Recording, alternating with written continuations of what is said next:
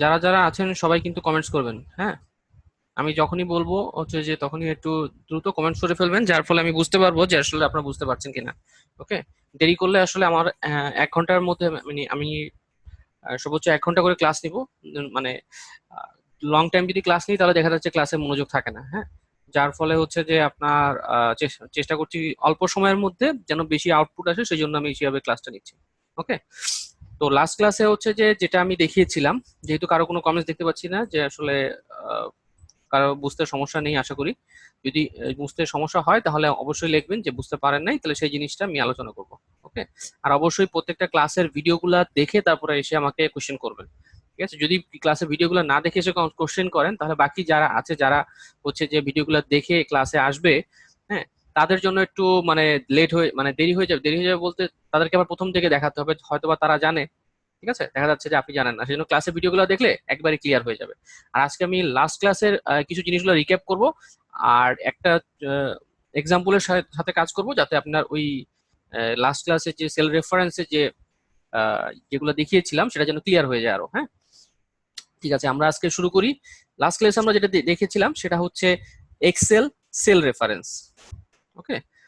তো cell reference নিয়ে আমি লাস্ট ক্লাসের স্লাইডটা আমি একটু রিক্যাপ করছি আবার। সেল রেফারেন্স হচ্ছে যে আমাদের শেখার আগে আমাদের কয়টা জিনিস মাথায় রাখতে হবে, সেটা হচ্ছে রো নাম্বার সবসময় হচ্ছে যে সংখ্যা দিয়ে থাকে, কলাম নাম হচ্ছে যে সবসময় অ্যালফাবেটিক লেটারে থাকে, আর পজিশন কোনো ফিক্সড করার জন্য আমরা ডলার সাইন ইউজ করব। ঠিক আছে, এই তিনটা হচ্ছে যে সেল রেফারেন্সের ক্ষেত্রে আপাতত মনে রাখেন। পরবর্তীতে যখন আপনি আরো অ্যাডভান্স লেভেলে যাবেন তখন এই জিনিসগুলো আর মনে রাখা প্রয়োজন পড়বে না, ঠিক আছে। মানে এগুলো হচ্ছে যে আপনাদের বোঝার সুবিধার্থে আমি এইভাবে করেছি। আর কলাম নেম যদি ফিক্স করতে চাই তাহলে কলাম নেম কি লেটারে থাকে? অ্যালফাবেটিক লেটারে। তো সেই অ্যালফাবেটিক লেটারের সামনে একটা ডলার সাইন আপনি ইউজ করবেন। আর যদি রো যদি ফিক্সড করতে চান তাহলে সেই সংখ্যার আগে ডলার সাইন ইউজ করবেন। রো নাম্বার সবসময় এটা হচ্ছে যে হোল নাম্বার বা একটা ভ্যালু থাকে, সংখ্যা থাকে। রো সবসময় সংখ্যা থাকে আর কলাম সবসময় অ্যালফাবেটিক লেটারে থাকে।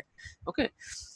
আর রিলেটিভ রেফারেন্স, সেল রেফারেন্স তিন ধরনের: রিলেটিভ, অ্যাবসলিউট, আর হচ্ছে যে মিক্সড রেফারেন্স। রিলেটিভ হচ্ছে যে কোনো ধরনের ডলার সাইন থাকবে না, মানে কোনো পজিশন ফিক্সড হচ্ছে না, এটা হচ্ছে যে রিলেটিভ রেফারেন্স। এই জিনিসটা কিন্তু খেয়াল রাখতে হবে রিলেটিভের ক্ষেত্রে। তারপরে হচ্ছে যে অ্যাবসলিউট রেফারেন্স। অ্যাবসলিউট হচ্ছে যে কি অবশ্যই ডলার সাইন কলাম, কলাম হচ্ছে যে কলামের নাম সবসময় অ্যালফাবেটিক লেটারে থাকবে, মানে এ, হ্যাঁ, এর আগে ডলার সাইন। আর হচ্ছে যে রো, রো হচ্ছে যে কি সবসময় সংখ্যা, সংখ্যার আগে ডলার সাইন থাকবে। তাহলে রো এবং কলামের সামনে যদি ডলার সাইন থাকে, যদি অ্যালফাবেটিক লেটার এবং সংখ্যার আগে ডলার সাইন থাকে, তাহলে সেটা অ্যাবসলিউট রেফারেন্স। আর মিক্সড হচ্ছে কি হয় কলামের আগে, মানে এখানে অ্যালফাবেটিক লেটারের আগে ডলার সাইন থাকবে কিন্তু দেখেন রো এর সামনে কিন্তু ডলার সাইন নাই, যে কোনো একটার সামনে ডলার সাইন থাকবে, সেটা হচ্ছে যে মিক্সড রেফারেন্স। আর এখানে দেখেন এই এক্সেলের সাথে এক্সেলটা যদি দেখেন, এখানে এক্সেলে দেখেন এ বি সি ডি, এগুলো হচ্ছে যে উপরে যে নামগুলো লেখা আছে এগুলো হচ্ছে যে কলামের নাম, হ্যাঁ। তো এইখানে দেখেন লেফট সাইডে এই যে সেভেন, ই 7 যেটা, হ্যাঁ, ই 7টা হচ্ছে কি, এটা হচ্ছে যে নেম অ্যাক্টিভ সেলের অ্যাড্রেস। এটা এই জায়গাটাকে বলা হয় নেম বক্স, হ্যাঁ। কিসের নাম থাকে? অ্যাক্টিভ সেলের অ্যাড্রেসটা থাকে। বা কোনো আমি যদি রেঞ্জ সিলেক্ট করে দিই সেই রেঞ্জের নামটাও এখানে কিন্তু শো করে, সেগুলো আমরা পরে দেখবো। আপাতত বুঝেন যে অ্যাক্টিভ সেলের অ্যাড্রেসটা এখানে থাকে। তো এই সেল অ্যাড্রেসটা এখানে ই 7 লেখাটা কিভাবে, মানে কিসের উপরে বেস করে এখানে ই 7টা আসছে, সেটা হচ্ছে যে যখন আপনি মাউস দিয়ে এই জায়গাটা আপনি সিলেক্ট করলেন, হ্যাঁ, এই জায়গাটা যখন সিলেক্ট করলেন তখন এই জায়গাটা একটা গ্রিন কালার হয়ে গেল। যখন আমি আবার মাউস দিয়ে যখন আমরা এই পাশে একটা সেলে সিলেক্ট করবো তখন এটা গ্রিন কালার হবে, যেহেতু এটা ইমেজ সেজন্য আমি সিলেক্ট করলে এখন কাজ করবে না। এক্সেল আমি যখন সিলেক্ট করবো তখন এটা দেখাবে। দেখেন এখানে ই 7 দেখাচ্ছে, কারণ হচ্ছে আমি যখন মাউস এখানে সিলেক্ট করেছি তখন হচ্ছে যে এই হচ্ছে যে কলাম ই, এটা হচ্ছে যে ই, এবং এটা হচ্ছে যে 7। এই দেখেন এটা হচ্ছে যে কি ABCDE, তারপর হচ্ছে 7 কিভাবে কাউন্ট করছে, উপর থেকে নিচ বরাবর সে নামবে 7টা রো পর্যন্ত, ঠিক আছে। এই যে উপর থেকে নিচ বরাবর সে 7 রো পর্যন্ত এসেছে। এই দুইটার ইন্টারসেকশন যে পয়েন্টটা সেটা হচ্ছে যে একটা সেলের অ্যাড্রেস। ঠিক আমরা গ্রাফ পেপারে যেভাবে কাজ করতাম এটা ঠিক সেভাবেই কাজ করছে। তো এই সেল অ্যাড্রেসটাই হচ্ছে যে আপনার কি অ্যাক্টিভ সেল অ্যাড্রেস। মাউস দিয়ে যেটা সিলেক্ট করবো সেটাই হচ্ছে যে অ্যাক্টিভ সেল অ্যাড্রেস। আমরা এখানে যাই, এই দেখেন আমরা এখানে যখন মাউস দিয়ে যখন আমরা সিলেক্ট করছি এই জায়গাটা দেখবেন এখানে লেফট সাইডে,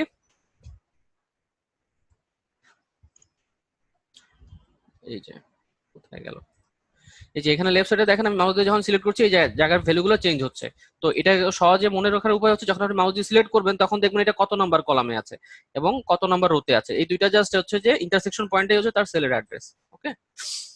তো আমরা হচ্ছে যে এখন একটা এক্সাম্পল কাজ করব, মানে এক্সাম্পল নিয়ে কাজ করব, যেটার সাহায্যে আমরা বুঝতে পারবো যে আসলে সেল রেফারেন্সটা আমাদের কেন দরকার, অ্যাবসলিউট কেন দরকার, রিলেটিভ কেন দরকার, মিক্সড কেন দরকার। হ্যাঁ, তো এই আমরা এক্সাম্পলটা করলে আমরা এই জিনিসটা ক্লিয়ার হয়ে যাবে। আর নেক্সট ক্লাসে আপনাদের জন্য কুইজ থাকবে।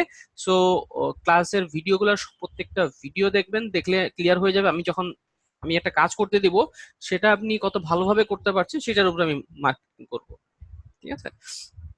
তো তার আগে আমি ইয়া দেখিয়ে দিই, এক্সেল একটা শর্টকাট আমরা একটু জেনে নিই। আমরা আস্তে আস্তে একটা একটা করে শর্টকাট গুলো শিখবো। হ্যাঁ, এক্সেলের শর্টকাট হচ্ছে যে অল্ট প্লাস ইকুয়াল টু, এটা হচ্ছে যে এটা দিয়ে আমরা সামটা ইকুয়াল টু সাম দিয়ে আমরা কষ্ট করে লিখতে হবে না, এটা ডাইরেক্ট অটোমেটিক্যালি চলে আসবে।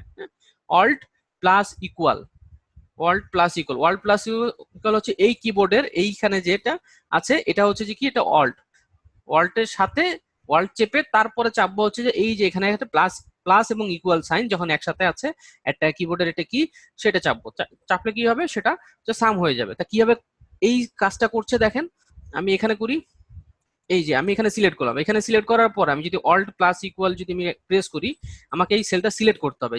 যে সেলটা সিলেক্ট করবো সেটার পাশে অবশ্যই সংখ্যা থাকতে হবে। যদি সংখ্যা না থাকে, কোনো যদি টেক্সট থাকে, টেক্সট মানে কোনো লেখা থাকে, তাহলে কিন্তু কাজ করবে না। তা এখানে আপনি সিলেক্ট করলাম, সিলেক্ট করলে অল্ট প্লাস ইকুয়াল আমি একসাথে প্রেস করব। হ্যাঁ, অল্ট তারপরে প্লাস ইকুয়াল, দেখেন এখানে সাম লেখাটা অটোমেটিক্যালি চলে আসছে। ঠিক আছে? এখানে শুধু সাম আসছে কারণ হচ্ছে, দাঁড়ান এটা আমি উঠাই দিই, এটা আমার দরকার নাই, একটা মিনিট।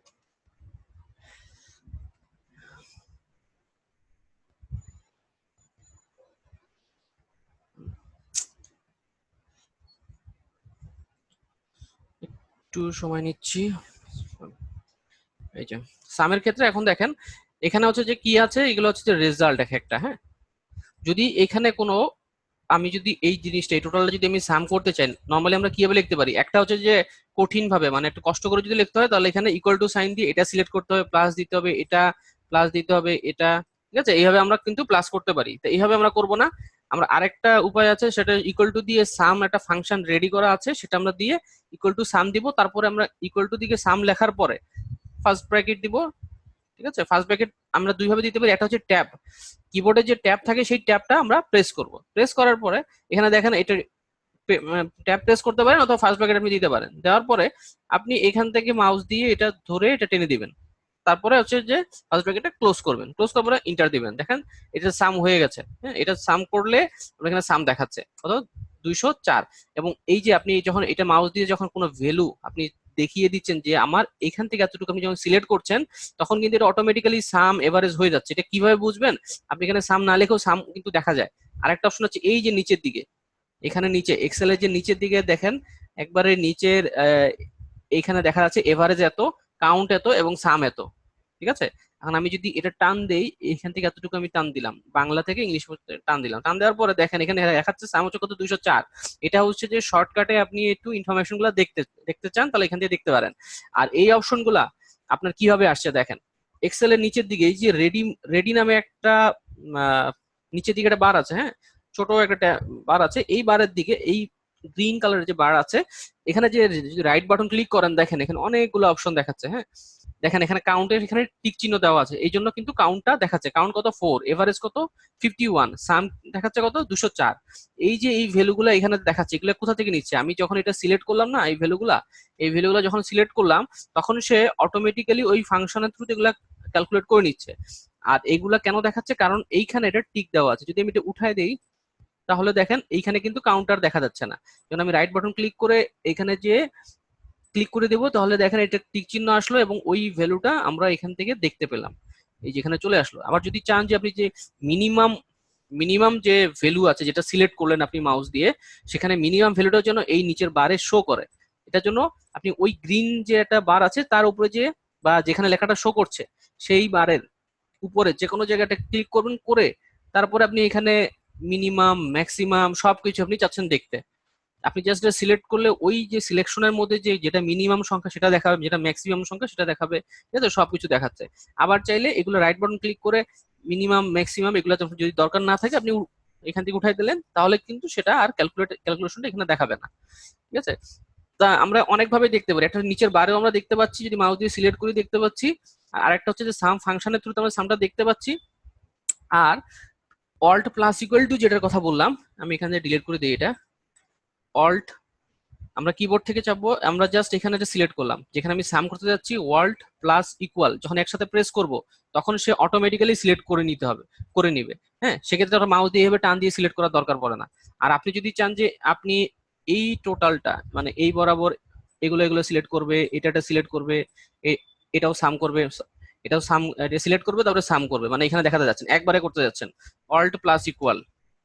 ঠিক আছে, প্লাস ইকুয়াল করার সাথে সাথে দেখেন সবগুলো কিন্তু সাম করে এখানে দেখাই দিচ্ছে, দেখেন এখানে সাম লেখা আছে। ঠিক আছে, এবং এই যে সামটা ঠিকভাবে হয়েছে কিনা আপনি কয়েকভাবে চেক করতে পারেন। সেটা হচ্ছে যে আপনি মাউস দিয়ে এখানে যখন একটা ফর্মুলা চলে আসে, প্রত্যেকটা সেলের মধ্যে যে ফর্মুলা থাকে সেই ফর্মুলাগুলো কোথায় দেখায়, সেই ফর্মুলাগুলো দেখা যাচ্ছে ফর্মুলা বার। ফর্মুলা বার কোনটা, এটা হচ্ছে যে ফর্মুলা বার। হ্যাঁ, এই ফর্মুলা বারে দেখেন আপনি যখন ক্লিক করলেন তখন দেখেন একটা গ্রিন ব্লু কালারের একটা এরিয়া এসে সিলেক্ট করেছে।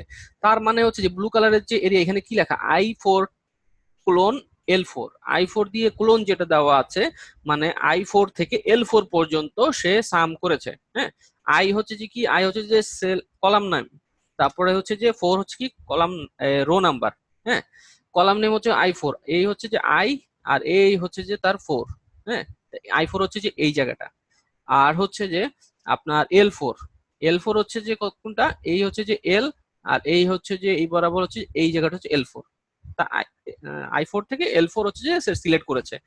যখন আমি আবার এটা দেখতে চাই যে এটা কোন জায়গায় কোন সেলটা সে সিলেক্ট করেছে, জাস্ট এখানে সিলেক্ট করে আমরা এখানে মাউস দিয়ে ক্লিক করলাম, দেখেন সে এই জায়গাটা হাইলাইটেড করেছে। ঠিক আছে, তার মানে এটা সে হাইলাইটেড করেছে, মানে সে এই জায়গাটা সিলেক্ট করে সে সাম করেছে। দেখেন এই সামটা খুব ইজিলি কিন্তু আমরা করে নিয়েছি। হ্যাঁ, এখন আমাদের যদি জানা জিনিসটা জানা না থাকে যে এত সহজে একটা সাম, এখানে যদি হাজারটা থাকে আপনার, হ্যাঁ, এখানে এখানে তো নাম করে, এখানে হচ্ছে যে 9 জন, কিন্তু একটা ইউনিভার্সিটি বা একটা স্কুল কলেজে কি আর 9 জন থাকে, সেখানে তো 100 জনও থাকতে পারে। তা আপনি যদি প্রত্যেকটা ফাংশন এইভাবে ইকুয়াল টু দিয়ে সাম লিখে তারপরে ফার্স্ট ব্র্যাকেট দিয়ে এইভাবে টান দিয়ে করেন, তাহলে কিন্তু অনেক সময় লাগবে। হ্যাঁ, যার তার চাইতে বেটার না আপনি হচ্ছে যে টোটাল জিনিসটা সিলেক্ট করবেন, এর বাম পাশে কি আছে ভ্যালুগুলো আছে, তারপরে অল্ট প্লাস ইকুয়াল টু দিবেন, সব অটোমেটিক্যালি সাম হয়ে গেছে। এবং সাম করার পরে আপনার এটা ভেরিফাই করতে হবে যে আসলে আপনি যে সাম করেছেন এটা ঠিক আছে কিনা। ভেরিফাই করার জন্য কি করবেন, আপনি যে যে ভ্যালুগুলো নিয়ে আসলে সাম করতে যাচ্ছেন সেই ভ্যালুগুলোকে আপনি এইভাবে ডান দিয়ে সিলেক্ট করে দেখবেন যে নিচে যে সাম ভ্যালুটা দেখাচ্ছে এবং এর পাশে যে ভ্যালুটা দেখাচ্ছে এটা ঠিক আছে কিনা। আবার এটা টান দিলাম, টান দিয়ে দেখেন এখানে সামনে 231, দেখেন ডান পাশে 231 কত দেখাচ্ছে, 231। আবার আপনি যদি এখন উপরের দিক থেকে আপনি চাচ্ছেন যে সাম করে দেখতে, যে বাংলায় এভারেজ, এখানে কি এভারেজ, ওকে। এখন হচ্ছে যে এটা তো সাম গেল, সামের এই কাজটা কি আপনি বুঝতে পেরেছেন আপনারা সবাই, যে সামটা কিভাবে সহজে করা যায়? যদি বুঝতে পেরে থাকেন বা ইয়েস লেখেন অথবা ক্লিয়ার লেখেন, সবাই লিখবেন, শুধু একজন লিখলে আর হবে না। ওকে, টিপু ভাই বুঝতে পেরেছেন?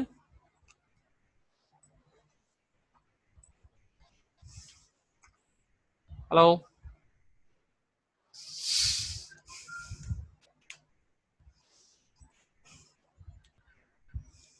ওকে, ধরে নিলাম আপনারা সবাই এটা বুঝতে পেরেছেন। ওকে, এখন আমি আরেকটা পদ্ধতি দেখাই। সেটা হচ্ছে যে আরেকটা অপশনের থ্রুতে আপনি এই কাজটা আরো ইজিলি করতে পারেন। সেটা হচ্ছে যে কিভাবে, এটা হচ্ছে যে সাম করার একটা শর্টকাট উপায়। এখন আপনি চাচ্ছেন যে আহ, ঠিক আছে, এটা এটা তো সাম করেছি থাক। এখন আমি এখানে এভারেজ করব। এভারেজ আমি যদি আবার অল্ট প্লাস ইকুয়াল টু দিই তাহলে কিন্তু এভারেজ হবে না। হ্যাঁ, তাহলে আমরা যেটা করব এখানে ইকুয়াল টু দিয়ে, এখন আমি আরেকটা উপায় দেখাচ্ছি যে আমি এভারেজ কিভাবে শর্টকাটে করতে পারি, অনেকগুলো নাম্বার আছে একটা একটা করে না দিয়ে। হ্যাঁ, এভারেজ বা যে কোনো ফাংশনই আপনি এইভাবে শর্টকাটে আরেকভাবে করতে পারেন। সেটা হচ্ছে যে ইকুয়াল টু AVERAG, যেহেতু আমাদের এখানে এভারেজ এর একটা কলাম আছে, আমি এভারেজ করবো এই নাম্বারগুলো, তা আমি এটা দিয়ে আমি এটা মাউস দিয়ে সিলেক্ট করলাম। হ্যাঁ, মাউস দিয়ে সিলেক্ট করে দিয়ে তারপর আমি এটা ব্র্যাকেট দিলাম, ক্লোজ। তার মানে এভারেজ একটা ফাংশন যার থ্রুতে আপনি যে নাম্বারগুলো আপনি সিলেক্ট করে দিবেন সেই নাম্বারগুলো সে এভারেজ করবে। ঠিক আছে, তা আমি এখান থেকে চাচ্ছি যে আরিফে যে কয়টা নাম্বার পেয়েছে সেগুলোকে এভারেজ করতে, তা আমি I4 থেকে L4 সিলেক্ট করে দিলাম। ঠিক আছে, আমি কিন্তু আর মানে এই যে সামের এই ভ্যালুটা কিন্তু নিব না, সে কারণ হচ্ছে যে এই কলামে শুধুমাত্র সাম দেখাবে, সে কত টোটাল কত নম্বর পেয়েছে, আর এখানে দেখাচ্ছে যে এভারেজ। ওকে, এই যে এভারেজটা চলে আসলো, এখন আমি চাচ্ছি যে আহ, এখানে নিচের দিকে এই এভারেজ গুলা মানে এই প্রত্যেকটার জন্য যেন এভারেজটা অটোমেটিক্যালি হয়ে যায়। জাস্ট আমি এখানে মাউস দিয়ে সিলেক্ট করবো, সিলেক্ট করার পরে কি করব, এখানে সিলেক্ট করলাম, তো এইখানে দেখেন এই কোনায় একটা ছোট করে একটা বিন্দু দেখা যাচ্ছে,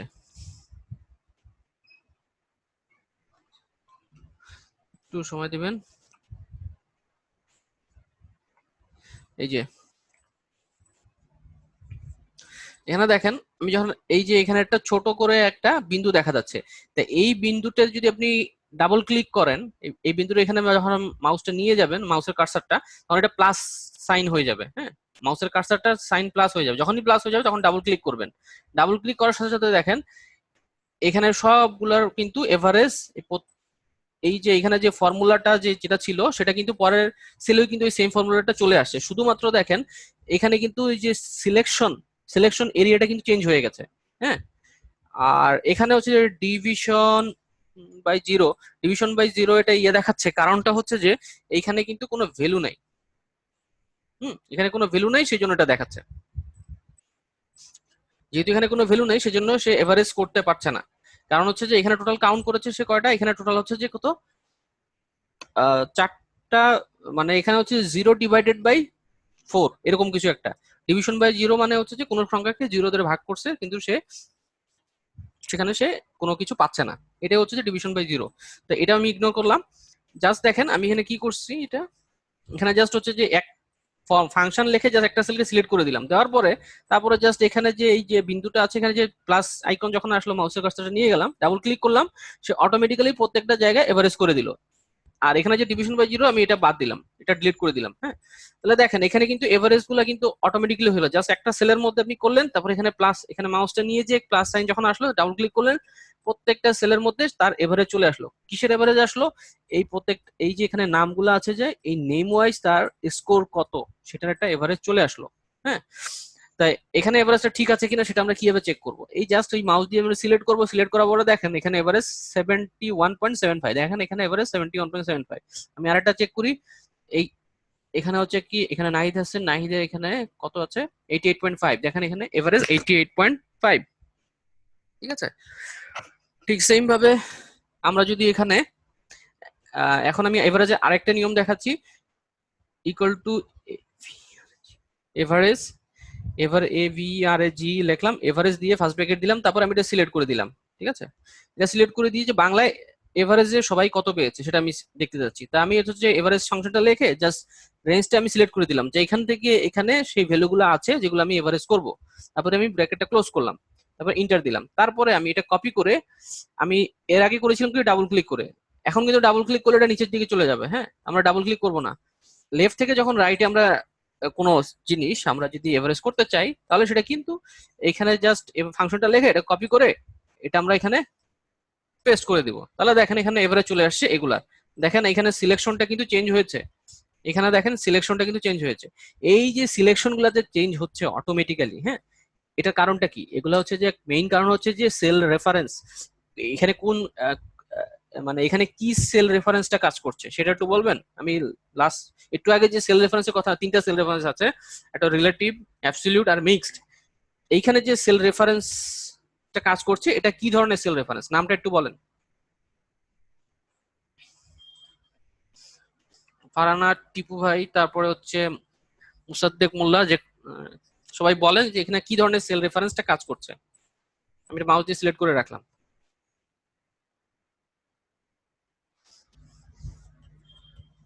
বলে ফেলেন, ভুল করলে সমস্যা নেই, ভুল করলে তো বুঝতে পারবো যে আসলে আপনি ভুল করছেন। সবাই বলেন, যারটা ঠিক আমি বলবো, সবাই আগে বলেন, আনসার দেন, ভুল ভুল হোক যাই হোক বলেন।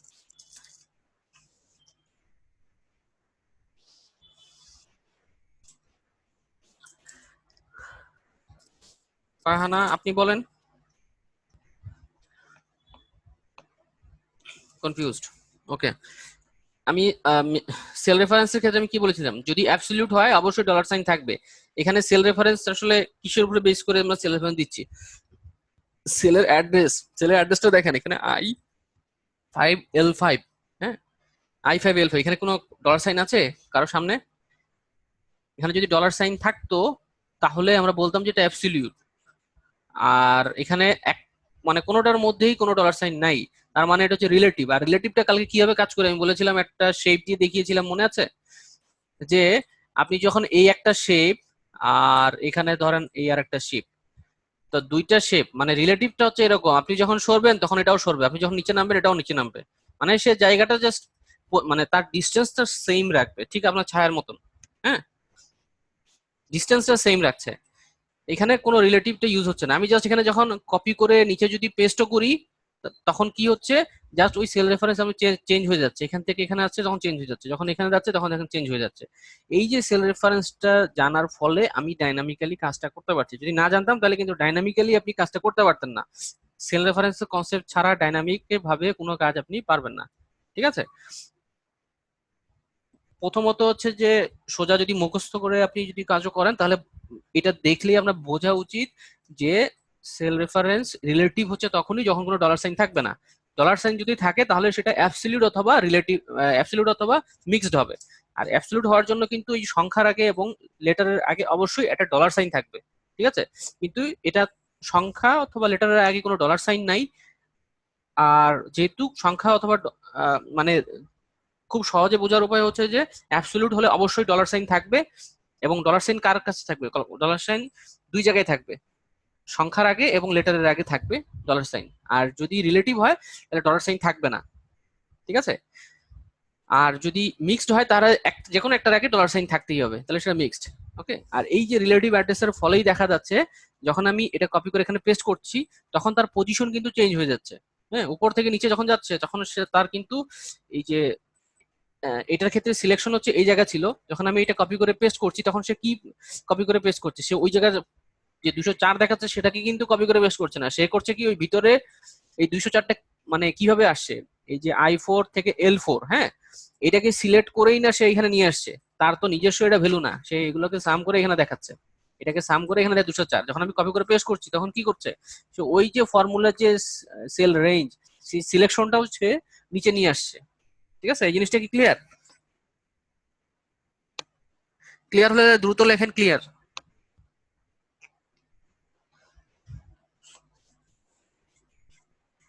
ওকে, আমাদের হাতে আর 3 মিনিট সময় আছে, তারপর আরেকটা সেশন শুরু হবে, সেই যদি কেটে যায় তাহলে সেই সেশনে জয়েন করবেন। ঠিক আছে? আর হচ্ছে যে অল প্লাস ইকুয়ালিটি দিয়ে খুবই ইজিলি আমরা এটা কিন্তু সাম করতে পারি।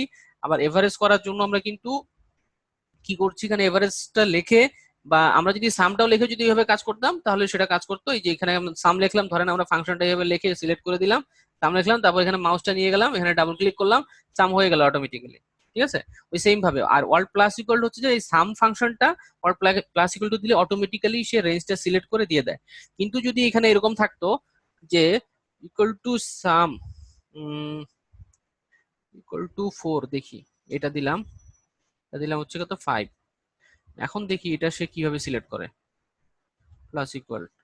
ওকে, না সমস্যা নেই, ঠিক আছে। মানে এখানে আমরা তিন ভাবে শিখলাম। একটা হচ্ছে যে আমরা অল্ট প্লাস ইকুয়াল টু দিয়ে আমরা সামটা করতে পারি, এটা শুধুমাত্র সামের জন্য কাজ করছে এই শর্টকাটটা অল্ট প্লাস ইকুয়াল, কিন্তু অবশ্যই তার পাশে সংখ্যা থাকতে হবে, যদি সংখ্যা না থাকে তাহলে সেটা কাজ করবে না। আর এভারেজটা আমরা কিভাবে দেখলাম যে এভারেজ বা সাম সব ক্ষেত্রেই আরেকভাবে কাজ করবে, যে আমি ফাংশনটা লেখার পরে এখানে জাস্ট কোনায় যে একটা মাউসটা নিয়ে যাবো, ডাবল ক্লিক করব, তাহলে সে অটোমেটিক্যালি সেই ভ্যালুগুলা মানে ওই ফর্মুলা গুলা রিলেটিভ রেফারেন্সের কারণে নিচে ফর্মুলা গুলার যে সিলেকশনটা সেটাও চেঞ্জ হবে, এবং ফর্মুলা গুলা সে এখানে অটোমেটিক্যালি লিখে দিবে। ঠিক আছে? এই এই এই সিস্টেমটা অন্য সবার ক্ষেত্রেই কাজ করবে। ঠিক আছে? কিন্তু যদি এমন কোনো ইয়া থাকে যে আপনি লেফট সাইড থেকে রাইট সাইডে আপনি কোনো এভারেজ বা সাম করতে যাচ্ছেন, তখন সেই ক্ষেত্রে শর্টকাট উপায় হচ্ছে যে আপনি যে জায়গাটায় আপনি এভারেজ ধরেন এখানে করতে যাচ্ছেন, তাই এটা সিলেকশনটা করলেন, করার পরে এখানে যদি ডাবল ক্লিক করেন তাহলে নিচের দিকে চলে যাবে। আমি চাচ্ছি যে রাইট সাইডে যেন অটোমেটিক্যালি হয়, তাহলে এখান থেকে আমি জাস্ট মানে এই সেলটা আমি কপি করলাম, কপি করে তারপরে আমি এই জায়গাটায় জাস্ট আমি পেস্ট করবো কন্ট্রোল ভি দিতে পারি, অথবা মানে এন্টার প্রেস করব, কিবোর্ডে যে এন্টার আছে সেখানে আমি প্রেস করব, তাহলে সে ওই জায়গাটায় সে এটা এই ফর্মুলাগুলো চেঞ্জ করছে, মানে ফর্মুলাগুলো লিখে ফেলেছে। এবং এই যে এখানে ভ্যালুগুলো যে প্রত্যেকটা সেলে চেঞ্জ হচ্ছে কিভাবে, যখন সে সিলেক্ট করছে তখন দেখেন এখানে সিলেকশন হচ্ছে কোনটা, এই সেলটা। যখন আমি এখানে সিলেক্ট করছি দেখেন এটাও চেঞ্জ হয়ে গেছে। কারণ হচ্ছে কি রিলেটিভ রেফারেন্সের কারণে। রিলেটিভ রেফারেন্সের কারণে কি হচ্ছে, দেখেন এখানে K4 K12 ছিল, আর এখানে কি ছিল, এখানে দেখেন J4 J12। মানে এই যে ডাইনামিকলি কাজ করছে এটা হচ্ছে যে রিলেটিভ রেফারেন্সের কারণে। একটু পরেই আর 1 মিনিট আছে, 1 মিনিটের মধ্যে সেশন আউট হয়ে যাবে, আবার লগ ইন করবেন। হ্যাঁ, কন্ট্রোল সি দিয়ে কপি করতে হবে, কন্ট্রোল সি দিয়ে কপি করবেন, অথবা রাইট বাটন ক্লিক করেও কপি করা যায়, তবে ইউজ করবেন শর্টকাট কি দ্রুত কাজ করার জন্য কাজে লাগে। ঠিক আছে। আর 15 সেকেন্ডের মধ্যে আপনারা সেশন আউট হয়ে যাবে, আপনারা জয়েন করবেন নিউ সেশনে।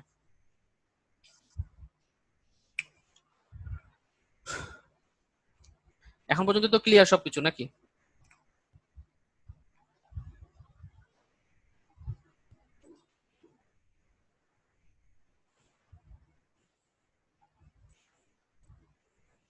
ওকে, এভারেজ